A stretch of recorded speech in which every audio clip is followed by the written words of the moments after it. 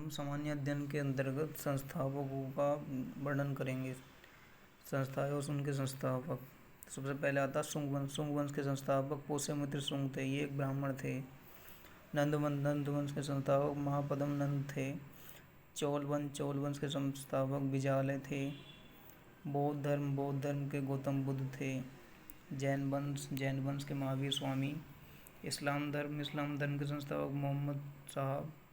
ईसाई धर्म के संस्थापक ईसा मसीह। पारसी धर्म के जरतुष्ट्र। मौर्य वंश के संस्थापक चंद्रगुप्त मौर्य। गुप्त वंश के संस्थापक श्रीगुप्त। उसमें चंद्रगुप्त द्वितीय जो इसके महान शासक हुए हैं। गुप्त वंश के संस्थापक श्रीगुप्त। यादव वंश के संस्थापक बिल्लम पंचम।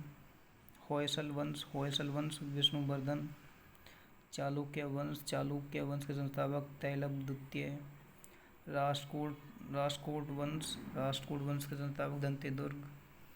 एलोरा का प्रसिद्ध कृष्ण मंदिर जो है राष्ट्रकूट वंश के शासकों ने बनवाया है। एक क्वेश्चन आता है जीके का। सेन वंश का संस्थापक सामंत सेन। पाल वंश का संस्थापक गोपाल।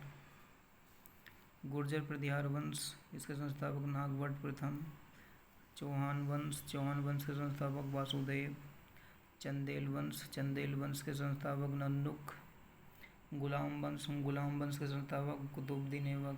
अच्छा, इस वंश को गुलाम वंश क्यों कहा जाता है? क्योंकि कुतुबुद्दीन ऐबक मोहम्मद गोरी जिसको हिंदुस्तान में वास्तविक मुस्लिम शासक का जिसने विस्तार किया है, या कहते हैं कि मुस्लिम धर्म को जिसने भारत में सबसे ज़्यादा फैलाया या फिर स्टार्ट किया, उसका एक गुलाम था मोहम्मद गोरी का। तो उसी के उस पर एक गुलाम वंश की स्थापना हुई। फिर इसके बाद आता खिलजी वंश की स्थापना जलालुद्दीन फिरोज खिलजी ने की। तुगलक वंश के संस्थापक गैसुद्दीन तुगलक। इसका एक सुल्तान हुआ है मोहम्मद बिन तुगलक, जिसको इतिहास में पागल सम्राट की उपाधि दी गई है। खून पिपासु पागल सम्राट।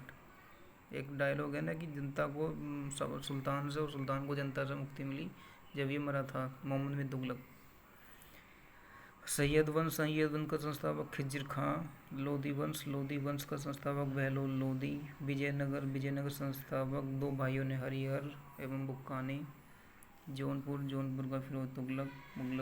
मुगल वंश का संस्थापक बाबर। सूर वंश का संस्थापक शेरशाह सूरी।